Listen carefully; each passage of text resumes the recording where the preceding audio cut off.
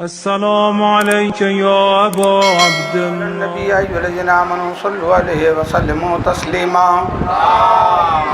صلى على محمد وعلى سبحان ربك رب العزة عما يصفون وسلام على المرسلين والحمد لله رب العالمين. أعوذ بالله السميع العليم من الشيطان اللعين الرجيم. بسم الله الرحمن الرحيم.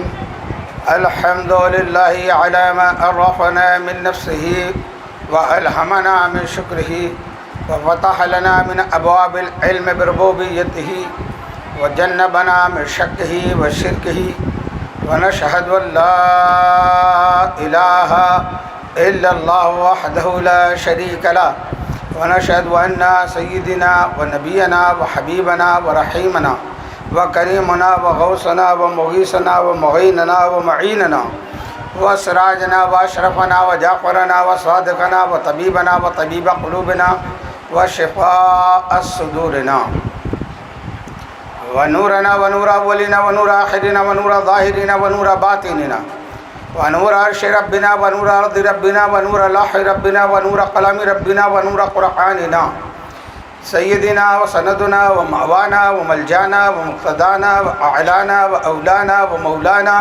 الرسول المسدد المحمود الأحمد المصطفى الأمجد أبي القاسم محمد.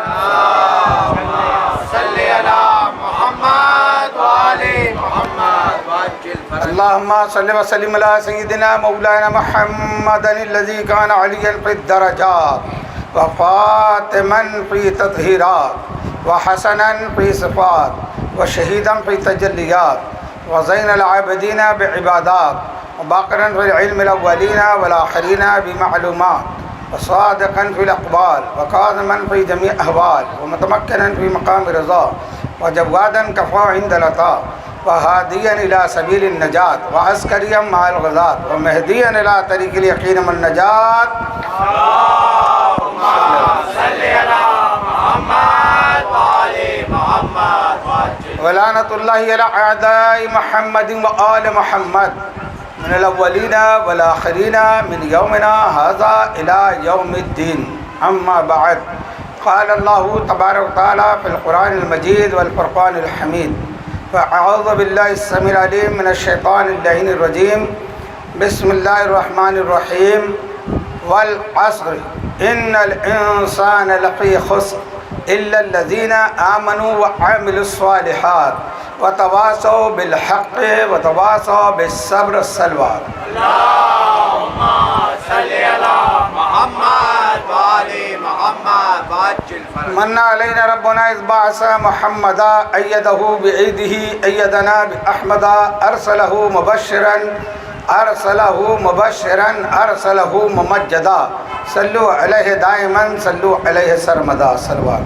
اللهم صل على محمد وآل محمد. ہم گناہ گاروں سیاہ کاروں کے درمیان آمد اہل بیت پر بابت بلند صلوات. اللہم صلی علی محمد وآل محمد وعجل فرجهم. اجداد سلطان الہند خواجہ معین الدین چشتی پر بابت بلند صلوات. اللہم صل على محمد وآل محمد وعجل فرجهم.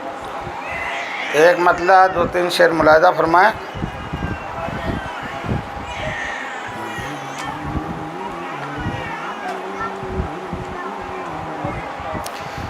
مظہر کان وحدت ہے مولا علی.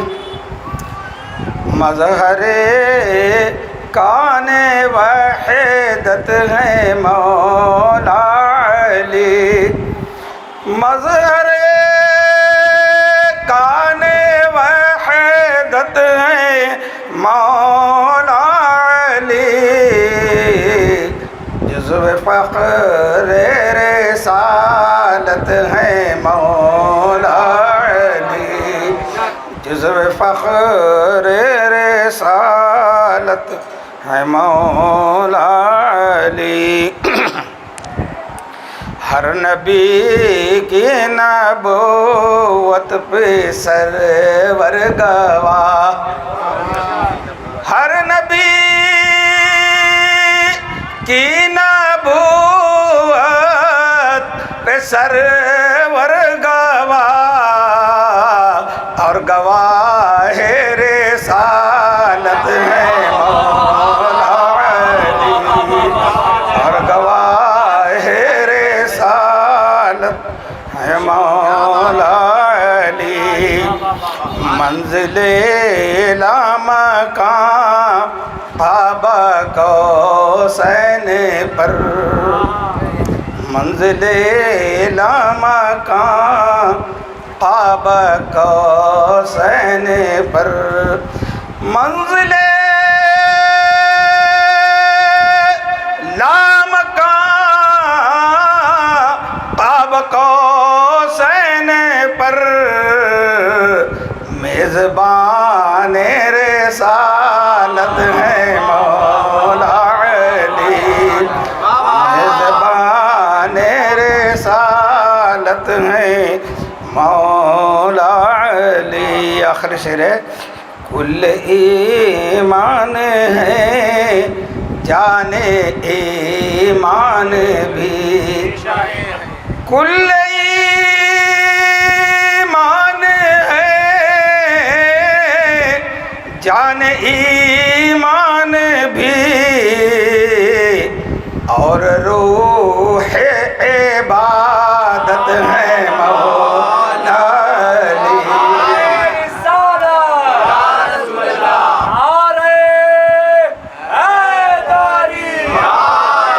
اور روح عبادت ہے مولا علی۔ فکر کیا روز محشر کی حمزہ کرے، فکر کیا روز محشر کی حمزہ کرے، فکر کیا روز محشر کی ہم سب کریں، پاس میں نار و جنت ہے مولا علی، پاس میں نار و جنت ہے مولا علی۔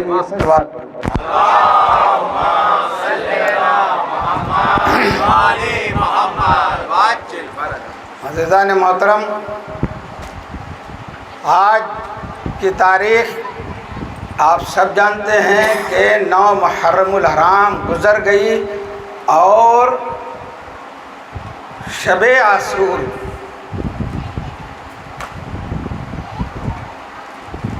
کی ابتدا ہو چکی ہے۔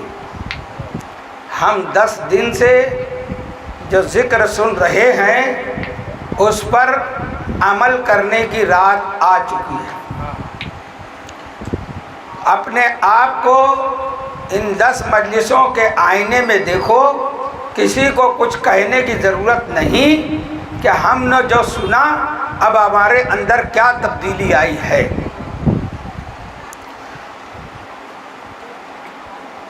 پروردگار عالم قرآن پاک میں ارشاد فرما رہا ہے، وَالْعَصْرِ إِنَّ الْإِنسَانَ لَفِي خُسْرٍ، قسم ہے زمانے کی، قسم ہے 9 لاکھ تلواروں کے بیچ میں سجدہ کرنے والے حسین کی، کہ انسان گھاٹے میں ہے، رسول کا نواسہ تنہا کامیابی کی طرف ہے، اور 9 لاکھ یزیدی کفاروں کا لشکر خسارے میں ہے۔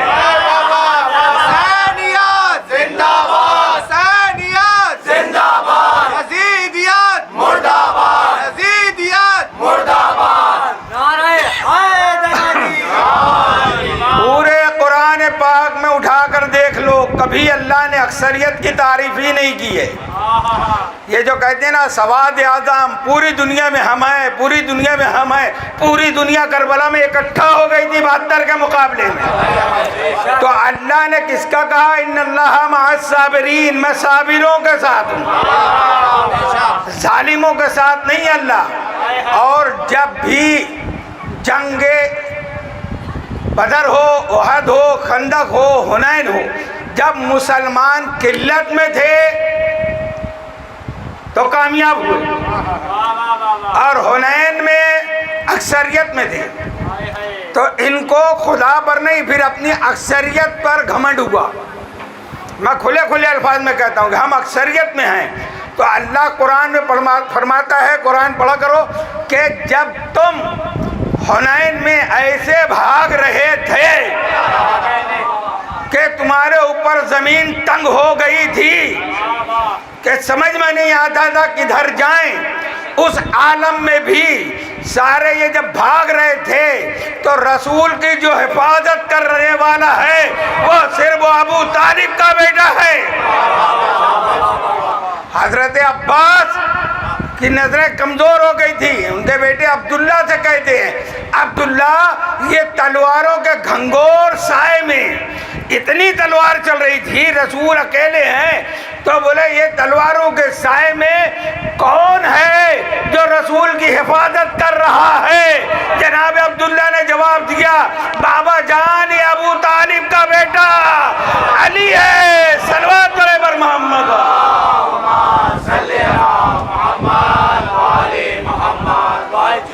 جب اکثریت پر غرور ہوا، گھمنڈ ہوا، تکبر ہوا، تکبر کسی کو جائز نہیں ہے، صرف پروردگار عالم کے لیے جائز ہے کہ وہ تکبر کرے۔ اور اس نے بھی اب بات آگے تکبر کب کیا اللہ نے؟ آسمان بنانے پر، زمین بنانے پر، جنوں انسانوں کو بنانے پر نہیں، جب اللہ نے یہ 14 آئینے بنائے محمد سے محمد تک، اور جب ان کو دیکھا تو کہا میں ایسا اللہ ہوں جو ایسے ایسے بناتا ہوں۔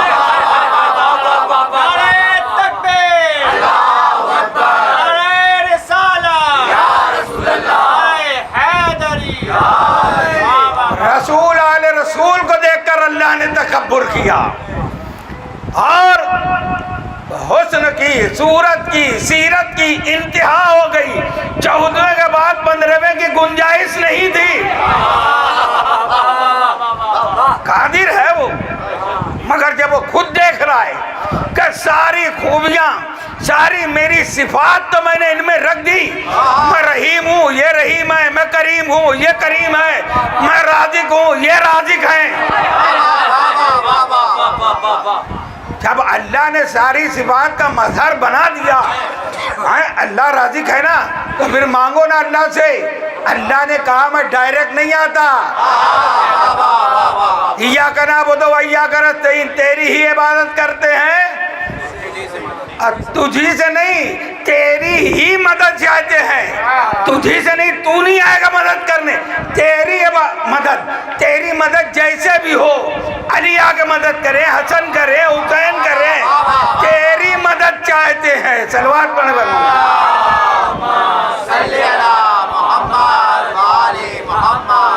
تو تکبر جائز نہیں ہے کسی کو بھی، اور جہاں تکبر ہوا وہاں سے معاملہ ختم ہو جائے گا، زوال شروع ہو جائے گا۔ تو عزیزو اللہ نے فرما دیا کہ حق کدھر ہے، حق کون ہے، علی مع الحق والحق مع علی، علی حق کے ساتھ ہے، حق علی کے ساتھ ہے۔ یہ نہیں کہا اے اللہ اللہ حق کو ادھر موڑ جدھر علی مڑے، یہ نہیں کہا کہ حق جدھر مڑے علی ادھر مڑے، تو فیصلہ ہو گیا کہ جدھر جدھر علی ہے ادھر ادھر حق ہے۔ ہم کو کسی ڈھونڈنے کی ضرورت نہیں ہے، کوئی مشکل نہیں ہے۔ آج کہتے ہیں 72 فرقہ ہے، ایک جنتی، کیسے ہم سمجھیں کون جنتی؟ سوال ہے نا۔ حضرت موسیٰ علیہ السلام کی قوم میں کتنے فرقے ہوئے؟ 72۔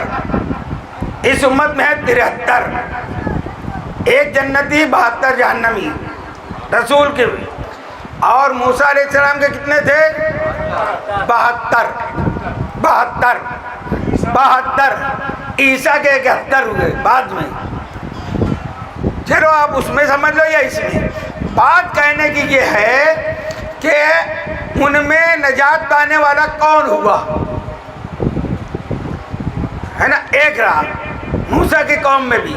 تو پھر نجات کس کو ملی؟ جو موسیٰ علیہ السلام کے ساتھ موسیٰ کے وصی کو بھی مانتا رہا، وہ نجات یافتہ ہوا. ایسے ہی عیسیٰ علیہ السلام کی قوم میں جو عیسیٰ علیہ السلام اور ان کے وصی کو مانتا رہا وہ نجات یافتہ ہوا. تو اب آؤ نا، پہلی دعوت اسلام میں رسول نے کیا فرمایا؟ کون ہے جو میری مدد کرے؟ وہ میرا وصی ہے، میرا بھائی ہے، میرا جانشین ہے، میرا خلیفہ ہے.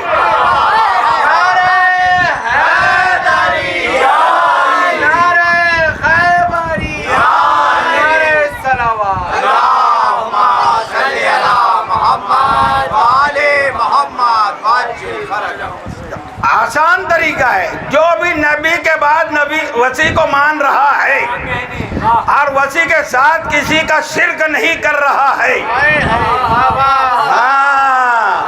یہی سورہ مجادلہ میں اللہ نے کہا وہ مومن کیسے ہو سکتے ہیں؟ یعنی مومن وہ ہوگا کہ اگر اس کا باپ، اس کا بھائی، اس کی بہن، اس کے رشتہ دار، اس کے آبا اجداد اگر وہ رسول کے دشمن ہیں تو وہ ان سے محبت نہیں کرتا. تو مومن کی شان اللہ نے بیان کی ہے.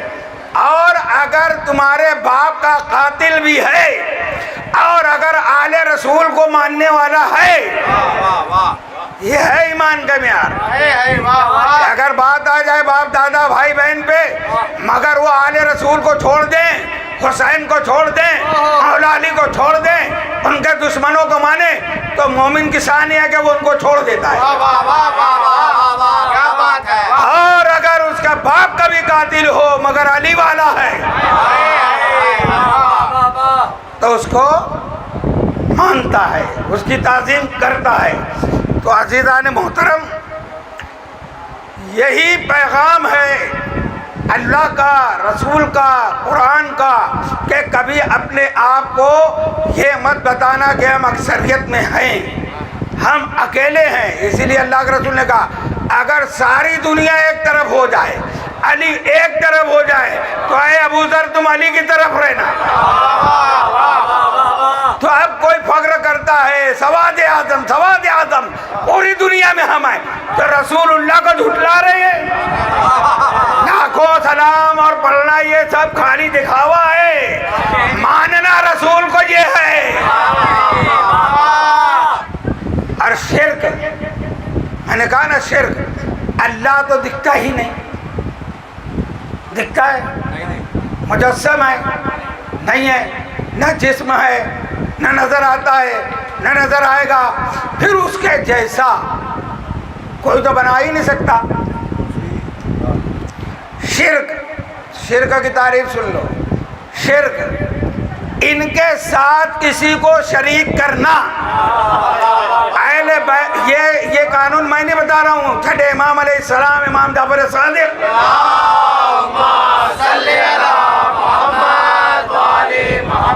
آپ فرماتے ہیں کہ ہمارے مقابلے میں کسی کو ماننا یہ ہے شرک. ہمارے مقابلے میں کسی کو ماننا، عزت دینا، تعظیم کرنا یہ ہے شرک، کیونکہ ہم مظہر خدا ہیں. تو شرک سے بچو. یہ مجلسوں تو یہی تو پیغام دے رہے ہیں، او دنیا والوں، مولویوں نے تم کو گمراہ کر رکھا ہے. 1400 سال سے بنو امیہ کے جو خطبے تھے وہی پڑھے جا رہے ہیں. فلاں رضی اللہ ہے، فلاں رضی اللہ ہے، فلاں رضی اللہ ہے. یہ بتایا کہ کون اہل بیت کا دشمن ہے؟ کربلا پڑھی، تھوڑی دیر میں ختم. 2 منٹ میں ان سے کربلا ختم ہو جاتی. 10 دن مجلس کرتے ہیں، پہلے دن کوئی اور کا بیان، دوسرے دن کسی اور کا، تیسرے دن کسی اور کا، آخری دن کہتے ہیں کہ امام حسین علیہ السلام، امام حسین رضی اللہ عنہ. ان سے کیا ضرورت ہے؟ راضی کی دعا کرنے کی.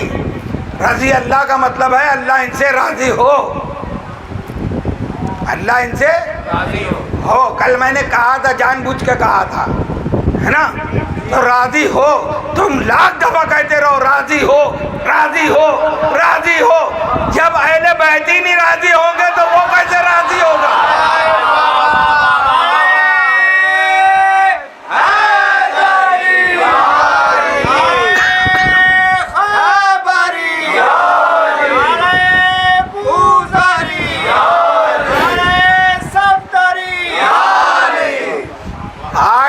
میں چاہتا ہوں سمیٹ کے مضمون کو آج اس سورے کو ختم کروں.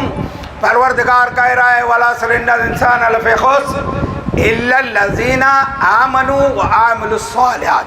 سب خسارے میں ہیں مگر وہ کامیابی میں ہیں. وہ کامیاب ہیں کون؟ إِلَّا الَّذِينَ آمَنُوا، جو ایمان لائے. اب ایمان یہی ہے کہ اللہ کو اس کے جیسا ماننا جیسا رسول نے بتایا، رسول کو ایسے ماننا جیسے اللہ نے بتایا، اور رسول نے جس جس کو منوایا اس کو ماننا. رسول نے جس کو کاندھے پہ بٹھایا اس کو ویسے ہی ماننا، جس کو سواری کرائی اس کو ویسے ہی ماننا. رسول نے اگر حسین کو سوار کیا، حسن کو سوار کیا، تو آج کاندھے پہ تعزیہ رکھ کے بتانا کہ ہم رسول والے ہیں.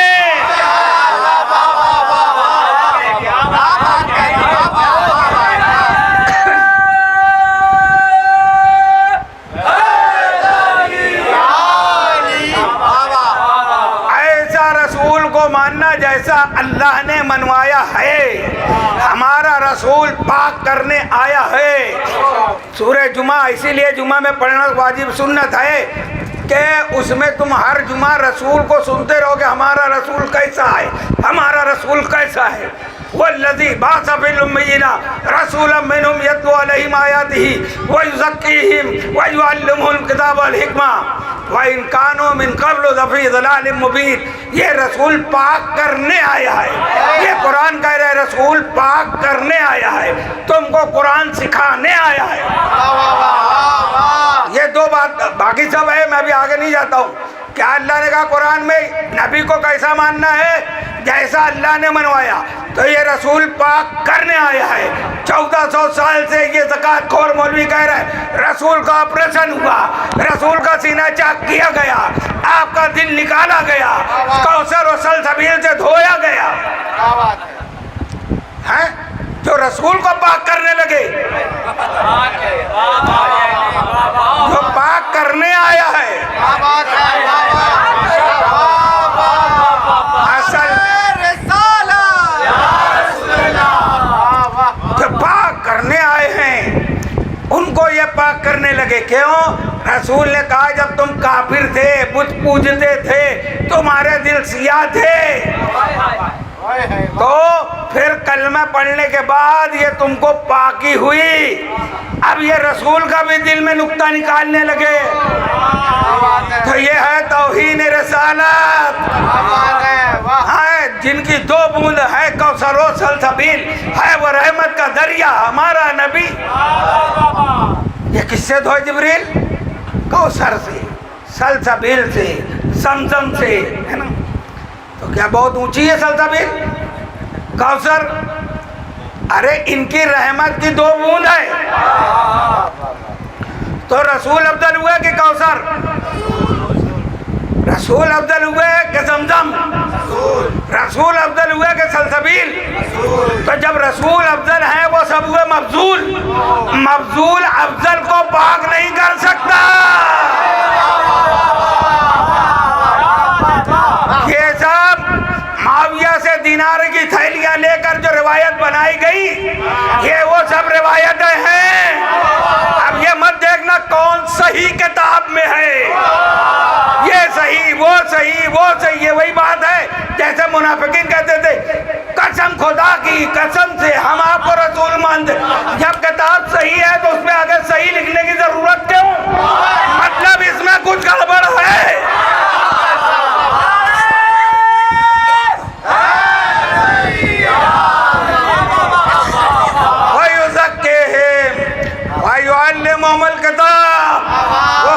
سکھانے آئے ہیں، قرآن سکھانے آئے ہیں۔ یہ اتنے سمجھدار ہیں، یہ کہتے ہیں کہ جب عورتیں بھی مسجد میں آتی تھی تو فلاں نے مشورہ دیا یا رسول اللہ ان کو پردہ کر کے آنا چاہیے۔ اللہ کو نہیں سمجھتا، رسول کو نہیں سمجھتا۔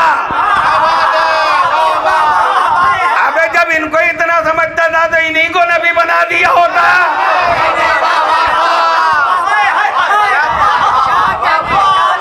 یہ صرف فضیلت بڑھانے کے لیے، یہ نہیں دیکھ رہے ہیں کہ ہماری فضیلت قرآن کے مخالفت میں جا رہی ہے۔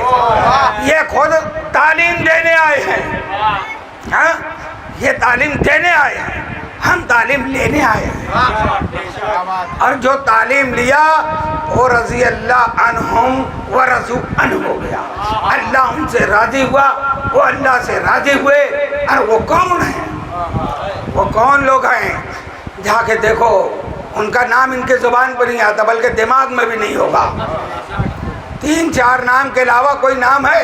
1.25 لاکھ صحابہ کا کہتے ہیں، 1.25 لاکھ صحابہ تھے، اور 4 نام کے بعد ان کو کوئی نام ہی نہیں یاد آتا۔ ارے کبھی بلال کا نام لیا، کبھی سلمان کا نام لیا، کبھی ابو ذر غفاری کا نام لیا، کبھی میثم عمار کا نام لیا، کبھی عمار یاسر کی سوانح بیان کی۔ 350 سال عمر ہے سلمان فارسی۔ کیا بات ہے! رسول پردہ غیبت میں جانے کے بعد یہ سلمان ہے اتنی ضعیف عمر کا، اپنی داڑھی سے سیدہ کی چوکھٹ پہ جھاڑو دے، جو اس دروازے کا رہا اس کی نالین ہمارے سروں کا تاج ہے۔ وہ صحابہ کرام ہیں، وہ اصحاب الجنہ ہیں۔ اب اصحاب الجنہ تو یہ ہیں، اصحاب النار کون ہے؟ تم جا کے دیکھو۔ صلوات اور محمد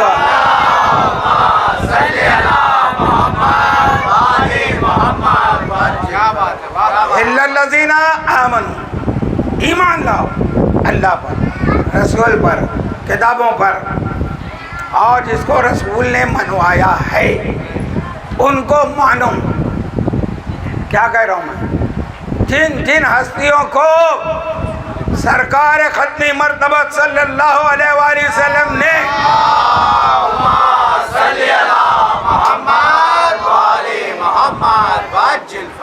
منوایا ہے انہیں مانو، اور جن کو اپنے پاس سے اپنے گھر سے نکال دیا ان کو اپنے دلوں سے نکال دو۔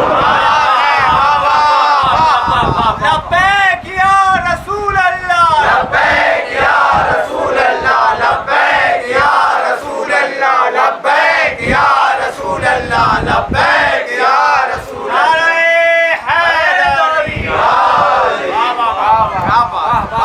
الا الذین آمنوا، ایمان کے بھی تعریف کرتے کرتے ہی اثر نکل جائے۔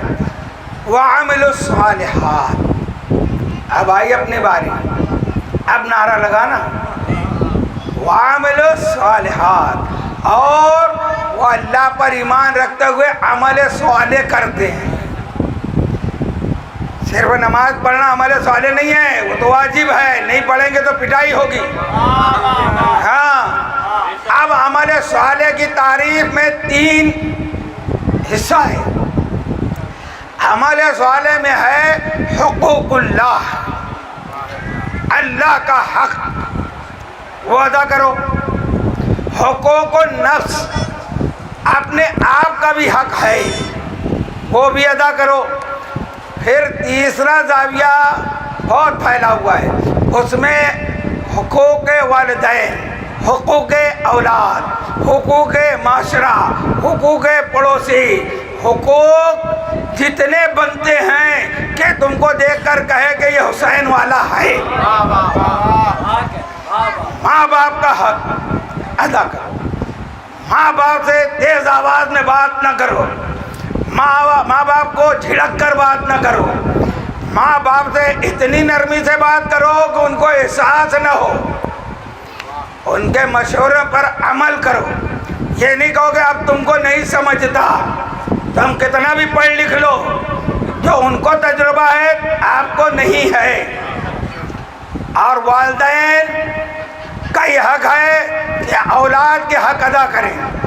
اس سے پہلے میں وہ روایت پڑھ چکا ہوں کہ 7 سال تک کا چھوڑ دو بچوں کو، خوب لاڈ پیار کرو، مگر 7 سال کے بعد اب لاڈ پیار نہیں، تعلیم دو، دین کی بھی دنیا کی بھی، اور سختی کرو. کھانے کی ٹائم اچھا کھلاؤ، اچھے سے کھلاؤ. پڑھنے میں کوئی محبت نہیں، پڑھائی کے لیے دشمن بن جاؤ، کوئی رعایت نہیں. اور پھر اب ان سے چھوٹے چھوٹے کام لینا شروع کرو تاکہ یہ السی نہ ہو جائے، کام سے بھاگنے نہ لگے، محنت کا جذبہ اس کے اندر آ جائے. 7 سال کے بعد جب 14 سال کا ہو جائے نا، اب اس کو غلام مت سمجھو، اب سختی مت کرو. اب سرکار فرماتے ہیں اس کو اپنا وزیر سمجھو. وزیر کیا ہوتا ہے؟ بادشاہ ہوتا ہے مگر وزیر کے مشورے کے بغیر کام نہیں کرتا. کرنا چاہے وہی ہے تم کو، مگر تم اپنی اولاد سے ایک دفعہ پوچھ لو کیا بیٹا یہ چیز لینا چاہیے، وہ کہے گا، وہ تو معلوم ہے کہ یہ باپ کو پسند ہے، اچھی ہے، لینا چاہیے. کام وہی کرنا ہے. مگر اب تم پوچھ لیے نا اور اس کا دل بڑا ہو گیا کہ میرا بادشاہ ہو کر، میرا باپ ہو کر مجھ سے پوچھتا ہے. 14 سال سے 21 سال عمر تک، کتنا؟ 7 سال. اب یہ وزیر ہے. اب جب تم 7 سال اس سے مشورہ لے کر کام کرو گے اور 22ویں سال میں جب اس کی شادی کرو گے تو وہ اثر اس کے اندر باقی رہے گا کہ جب باپ میرے مشورے کے بغیر کام نہیں کرتا تو میں ان سے پوچھے بغیر کیا کروں. ابھی بچپنا ہے بچہ، اس کی ماں کے سامنے تم اس کو گالی دے رہے ہو، ماں کی بہن کی گالیاں دیتے ہو. 14 سال تک وہ دیکھ رہے نا کہ باپ کیا ہے، اپنے آپ کو نمونہ تو بناؤ. اور اس کے بعد جب یہ باپ کی گالیوں سے، سختیوں سے تنگ آ کر شادی ہو گئی، وہ سوچتا ہے میں الگ ہو جاؤں، تو کہتے ہیں الزام سارا بہو کے اوپر، اس نے کچھ کرا کے کھلا دیا. ارے تو نے جب 21 سال تک کا کچھ نہیں کیا اور وہ 2 دن میں تجھ سے الگ کر دی، باپ کی محبت کیسے نکل گئی، ماں کی محبت کیسے نکل گئی، ایک نئی عورت اس کو اپنا کیسا بنا. تو 2 دن میں وہ اپنا بنا لی، تو 21 سال میں نہیں بنایا.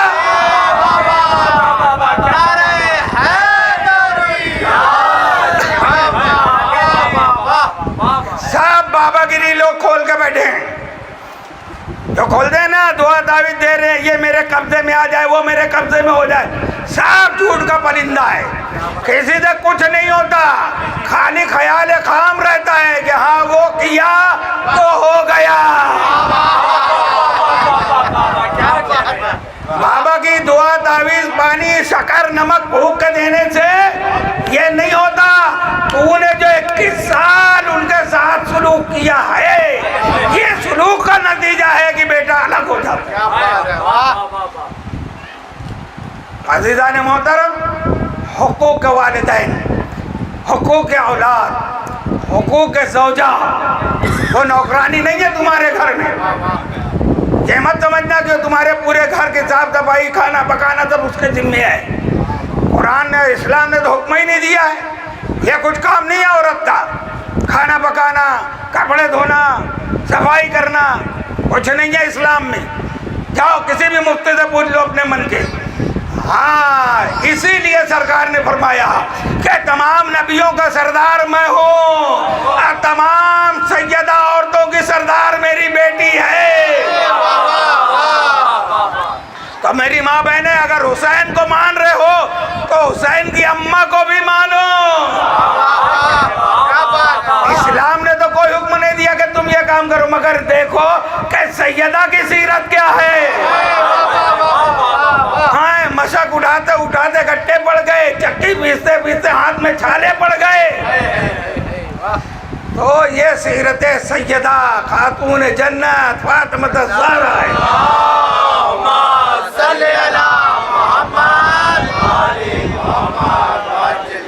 اب معاملہ دونوں کی طرف ہے. کچھ غلطیاں ان سے ہو تم درگزر کرو، تم سے کچھ ہو خاموش رہ جاؤ، تو گھر جنت بنا رہے گا۔ تم علی کی سیرت پہ چلو، نبی کی سیرت پہ چلو، اور عورتیں ہیں تو وہ سیدہ کی سیرت پہ چلیں، زینب کی سیرت پہ چلیں، ام کلثوم کی سیرت پہ چلیں۔ اگر گھر کو جنت بنانا ہے، اور بہت سی عورتیں ہیں دنیا میں، اگر ان کی سیرت پہ چلو گے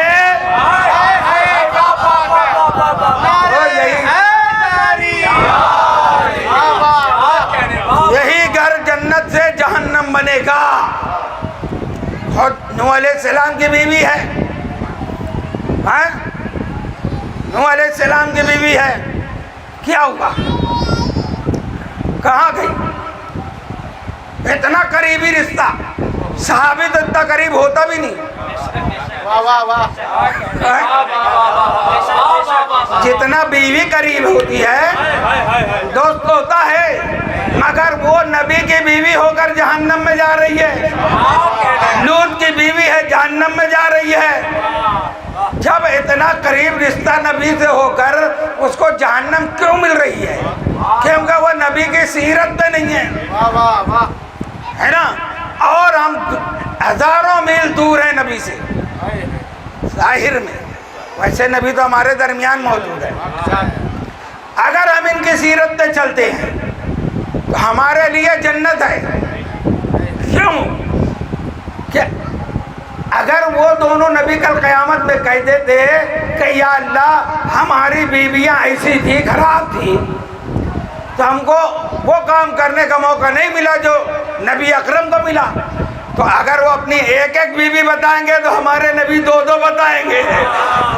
اے نوح اے لوط کہاں ہو؟ پڑھو سورہ تحریم، سورہ تحریم، اے نبی کی دو بیویوں تمہارے دل ٹیڑھے ہو گئے۔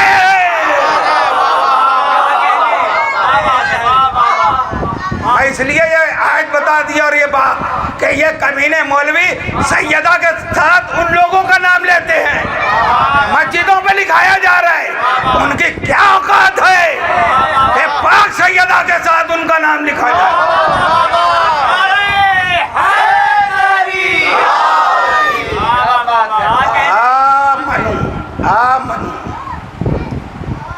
اور پڑوسیوں کا بھی حق ہے، آپ جانور پالیں اس کا بھی حق ہے، وقت پہ کھانا دینا، بھوکا نہیں رکھنا، اور ایک حق کون سا بتایا میں نے؟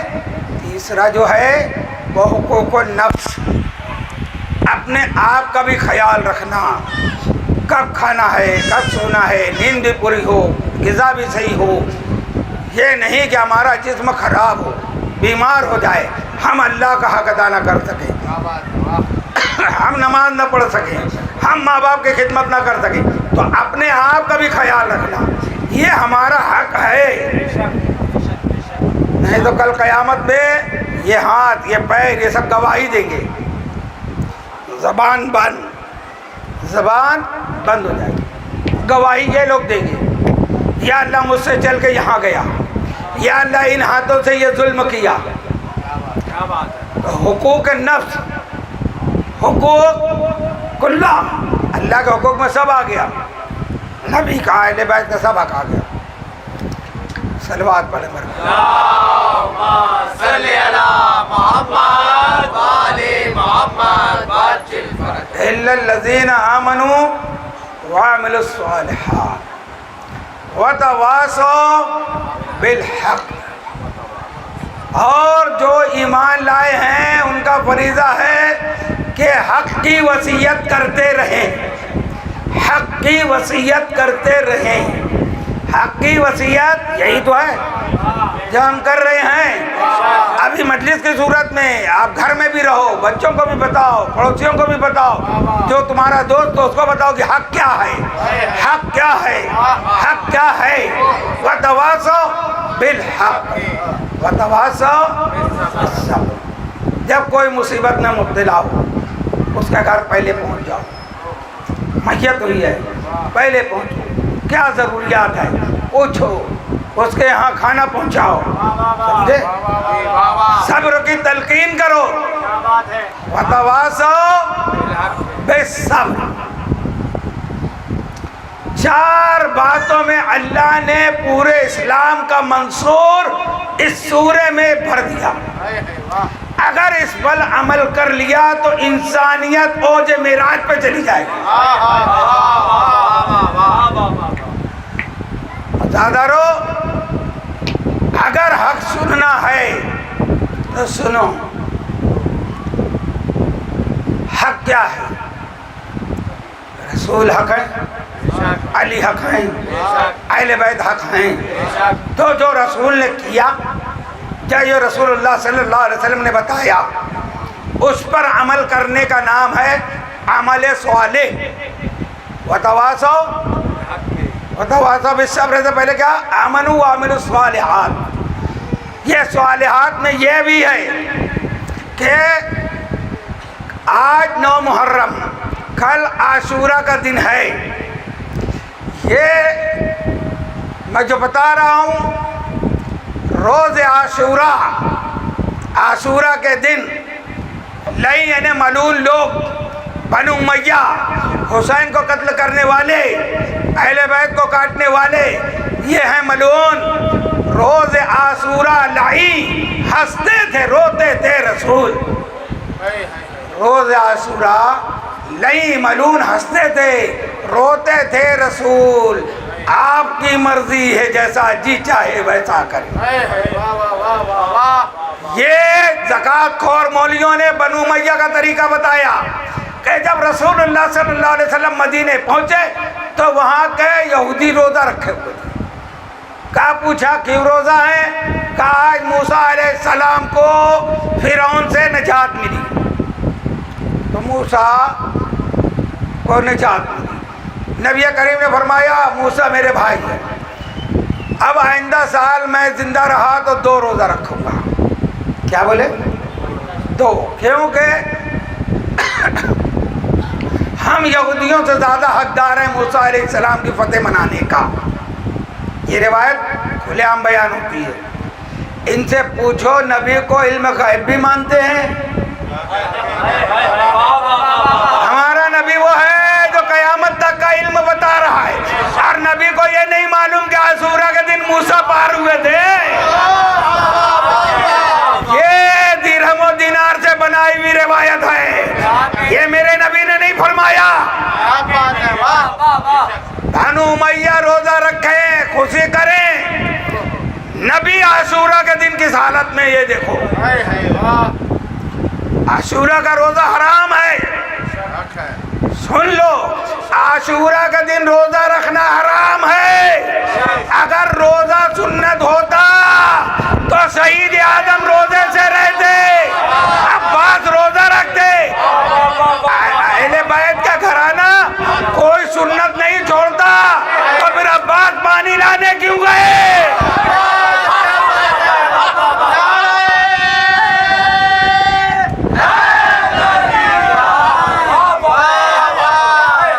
یہ بنو امیہ خوشی میں روزہ رکھے ہیں اور کہتے ہیں عاشورہ کا دن اچھا سے اچھا پکاؤ، اچھا سے اچھا کھلاؤ، جتنی نعمت ہو دسترخوان پہ جمع کرو، غسل کرو، اچھے کپڑے پہنو، سرما لگاؤ، عطر لگاؤ. جب آدمی اتنا سج دھج لے گا تو کیا یہ رسول کی صورت ہے؟ رسول اللہ کو ام سلمہ نے خواب میں دیکھا عاشورہ کے دن کہ آپ کے سر پر امامہ نہیں ہے، پیروں میں نالین نہیں ہے، رسول کے ہاتھوں میں ایک پیالہ ہے جو خون سے بھرا ہوا ہے، اور آپ کے لباس پر بھی خون کے چھینٹے ہیں، اور آپ کے زلف واللیل والضحیٰ میں اس چہرے پر مٹی جمی ہوئی ہے، گرد کربلا ہے. ام سلمہ گھرا کہہ دیا یا رسول اللہ یہ کیا ہوا؟ یہ آپ کی حالت ایسی کیوں ہے؟ کہتے ام سلمہ وہ مٹی جو میں نے دی تھی وہ دیکھو، میرا بیٹا شہید ہو گیا کربلا میں کربلا سے آ رہا ہوں. یہ پیالے میں میری اولاد کا خون ہے، میرے حسین کا خون ہے. تو رسول اللہ تو عاشورہ کے دن یہ حالت میں ہے، یہ ملا کہہ رہے غسل کرو، نئے کپڑے پہنو، سرما لگاؤ. ارے اگر اس دن دسترخوان پہ زیادہ نعمت رکھ دی، پورے سال روزی کے لیے پریشان رہو گے، پورے سال بھٹکتے رہو گے، لوگوں کا جاؤ گے پھر یہ بابلوں کے بعد ہماری بندش ہو گئی، پھر ان کو بھی کھلاؤ۔ روز عاشوراء نہیں، ہنستے تھے روتے تھے رسول، آپ کی مرضی ہے، جیسا جی چاہے ویسا کرے۔ عاشورے کے دن تو چولہا بھی نہیں جلنا چاہیے۔ ہمارے یہاں میت ہو جائے تو بھاتی آتی ہے، یہاں کیا بولتے ہیں؟ بھاتی آتی ہے نا، پکاؤ نا اسی دن، خود پکاؤ اور کھاؤ، کیوں دوسرے کے آگے کھاتے ہو؟ ارے رسول اللہ کے گھر میں ایک ساتھ 72 میت کا غم ہے اور تم اچھا پکا رہے ہو؟ نہیں، اب تک معلوم نہیں تھا، جانے دو، اب عمل کرو، اللہ کہنے زیادہ عمل کی توفیق دے۔ میرے عزیزوں، میرے بزرگوں، میرے دوستوں، میں آج ہوں کل نہیں ہوں، مگر بات کو یاد رکھنا، عاشوراء کے دن کوئی خوشی نہیں، کوئی اچھا کپڑا نہیں، سر پہ ٹوپی نہیں، سب ایسے ہی رہو جیسے رسول تھے۔ ہاں، اپنے کو کسی فرقے میں بتانے کی ضرورت نہیں ہے، اور کوئی اگر کوئی قوم کرتی ہے تو اس کی نقل بھی ہم کو ضرورت نہیں ہے، وہ جانے، ان کا عمل جانے، مگر ہم کو ویسے رہنا ہے جیسے رسول پاک۔ آج کی تاریخ 9 محرم شب عاشور، آج کی تاریخ جس سے نسبت رکھتی ہے وہ ہے ہم شبیہ مصطفیٰ، ہم شکل رسول جناب علی اکبر علیہ السلام۔ بلند صلوات، بلند صلوات۔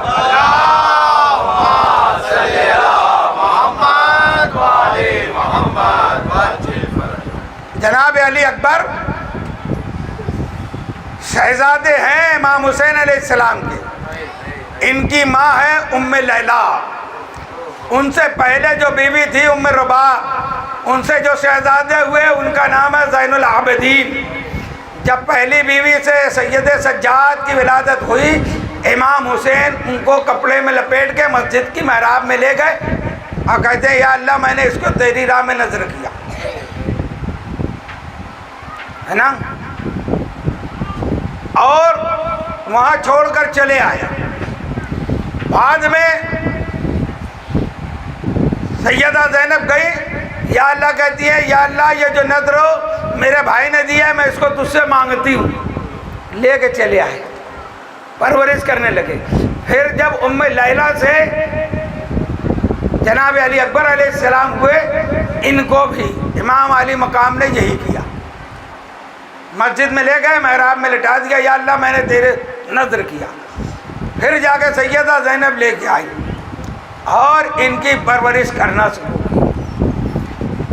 اس طریقے سے پالا ہے شہزادی نے کہ علی اکبر کو کبھی پتہ بھی نہیں چلا کہ میری ماں کون ہے، وہ ہمیشہ ان کو ہی ماں کہتے تھے، بلکہ مدینے میں مشہور ہو گیا علی اکبر بنت زینب۔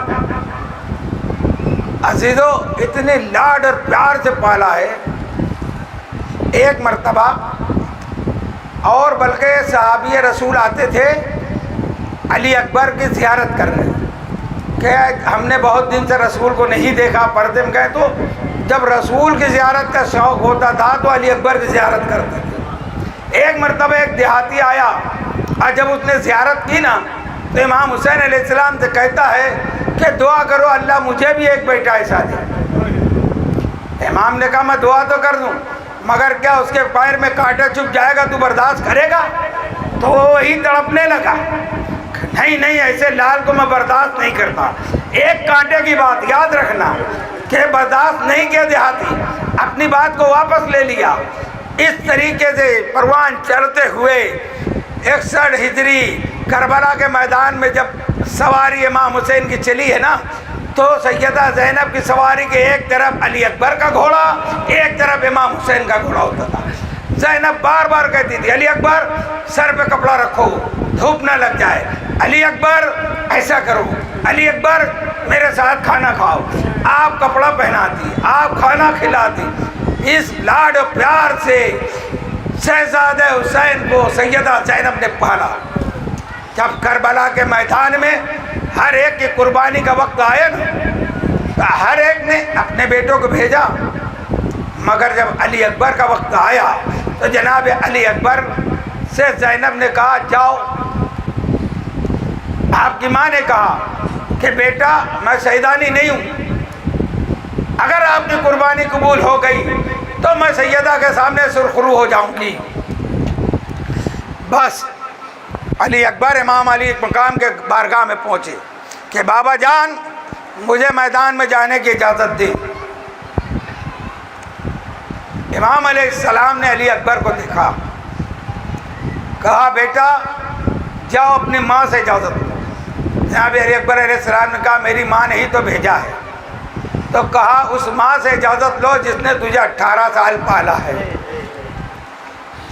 زینب کہتی تھی 18 سال کا ہو جائے گا نا تو میں اکبر کی شادی ایسے کروں گی کہ لوگ یاد کریں گے۔ یہ 17واں سال پورا ہوا تھا، 18واں شروع ہی ہوا تھا کہ آپ کربلا آ گئے۔ جب زینب کے پاس گئے نا اجازت لینے تو سیدہ زینب نے کہا کہ علی اکبر میں تو اپنے دونوں بیٹے تم پر قربان کی ہوں، کیا میں اجازت دوں تجھے رن میں جانے کی؟ تو جناب علی اکبر نے جناب زینب سلام اللہ علیہ سے ایک سوال کیا کہ میں کچھ سوال کروں آپ جواب دیں گی؟ کہا بیٹا سوال کروں۔ کہا آپ افضل ہو یا فاطمہ افضل ہے؟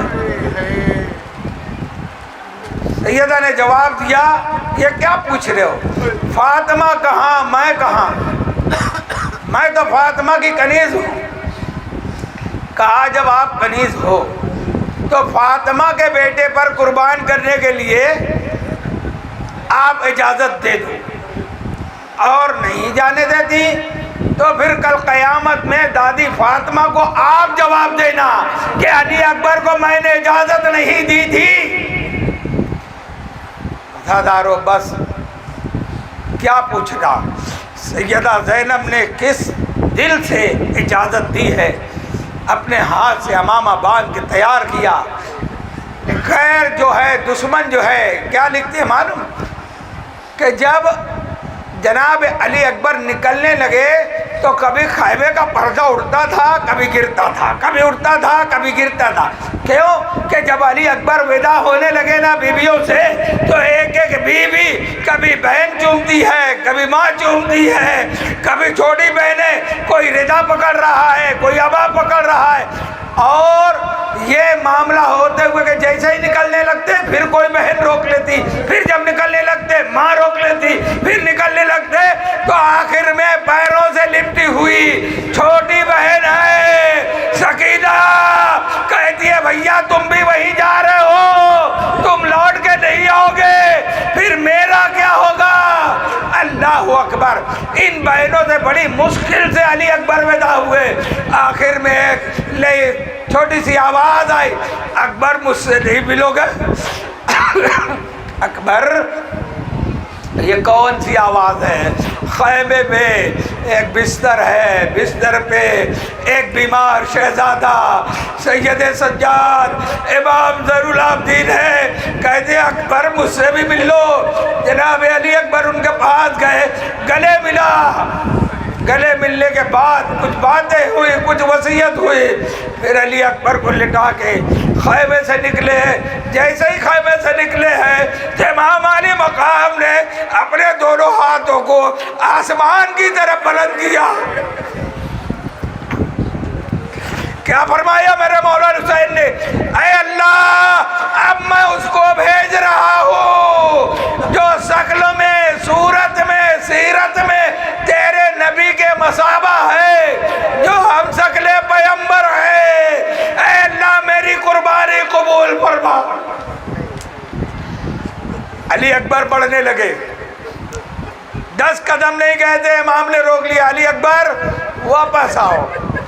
کہا بابا کیا بات ہے؟ کہا میں جب یہ سوچتا تھا کہ اپنے نانا کا دیدار کروں تو تیری زیارت کرتا تھا۔ علی اکبر جاتے جاتے مجھے نانا کا چہرہ دکھاتے رہنا۔ میدان میں چلے. جناب علی اکبر علیہ السلام جب کافروں یزیدیوں کی نظر آپ پہ پڑی نا تو پیچھے بھاگنے لگے. کہتے ہیں ارے رسول اللہ خود آ گئے ہیں. مگر جب میدان میں علی کا پوتا حسین کا بیٹا میدان میں جا کہتے او یزیدیوں او کافروں میں علی ابن حسین ہوں, میں حیدر کرار کا پوتا ہوں, آؤ مجھ سے جنگ کرو. او فاسقو او فاجرو او زانیہ ماں کی اولاد, یہ سب علی اکبر کے جملے ہیں. او ایسی ماں کے اولاد اور بیٹو جو اپنی پیشاب سے چولہے کو بجھاتے تھے, آؤ مجھ سے لڑو. علی اکبر میں گھوڑے کی سین پہ کھڑے ہو کے جو خطبہ دیا کربلا کے میدان میں, یزیدی لرز گئے. پھر جنگ شروع ہوئی اور کرتے کرتے اب میں علی اکبر کی جنگ کیسے پڑھوں. بس ایک وقت جب آیا کہ آپ کے سینے میں نیزہ مارا ہے اور آپ کا دل میں وہ نیزہ گھس گیا, تو علی اکبر نے اپنے آپ کو گھوڑے کے اوپر لٹا دیا اور دونوں ہاتھ سے گردن پکڑ لی. اس حالت میں جب جناب علی اکبر پہنچے ہیں تو آواز دی ادرکنی یا ابا, اے میرے بابا میری خبر لیجیے. جس کا جوان بیٹا مرتا ہے اس سے پوچھو. امام علی مقام کہتے ہیں اکبر تم کہاں ہو, اے میرے علی کہاں ہو, علی تم مجھ کو آواز دیتے رہو. ارے علی اکبر میری کمر جھک گئی, اے علی اکبر میرے آنکھوں کی روشنی, اے میرے آنکھوں کا نور چلا گیا, اکبر آواز دیتے رہو. آواز کے سہارے مولا حسین آپ کے پاس پہنچے. کیا دیکھا, علی اکبر زمین پہ لیٹے ہیں, ایڑیاں رگڑ رہے ہیں, ایک ہاتھ سینے پہ رکھا ہوا ہے. کہا ہوا کیا بیٹا, ان کے سر مبارک کو گود میں رکھا. بیٹا خیریت تو ہے, بابا خیریت ہے نہیں بھی ہے, یہ ہاتھ یہاں کیوں رکھا ہے, یہ ہٹاؤ. کہا نہیں بابا یہ میں آپ سے چھپانا چاہتا ہوں نا, یہ میں چھپانا چاہتا ہوں. کہا کیا ہوا بابا, دشمن نے نیزہ مار کے نیزے کو توڑ دیا ہے اور نیزے کی آنی میرے کلیجے میں ہے بابا, بہت تکلیف ہے. اے بابا اس کو نکالیں گے آپ. امام نے علی اکبر کو زمین کربلا پہ لٹا کے اپنے گھٹنے ٹیکے, آستین کو پلٹا, تھوڑی سا حصہ جو باہر تھا اس کو پکڑا, نکالنا چاہا. جب آپ کو نکالنا چاہا نا تو دل ہلا, تو زمین کربلا پر بھی زلزلہ آ گیا. خیمے میں بیویوں کا شور ماتم شروع ہوا. ایک مرتبہ امام حسین علیہ السلام نے آسمان کی طرف دیکھ کے کہا نانا جان 1.25 لاکھ نبیوں کو بھی بلا لو, دادا ابراہیم کو بھی بلا لو, اسماعیل کو بھی بلا لو. دیکھو میں اپنے اسماعیل کی آنکھوں پہ پٹا ہی نہیں ہے, میری آنکھوں پہ پٹی نہیں ہے, میں نے اس کو رسم سے باندھا نہیں ہے اور 3 نیزہ نکال رہا ہوں. سارے نبیوں نے منہ پھیر لیا, سارے نبیوں نے منہ پھیر لیا. ایسا منظر دیکھا نہیں جاتا. ایک مرتبہ یا علی کہہ کے امام حسین نے اس علی کو کھینچا, علی اکبر کا کلیجہ باہر آ گیا. انا للہ و انا الیہ راجعون.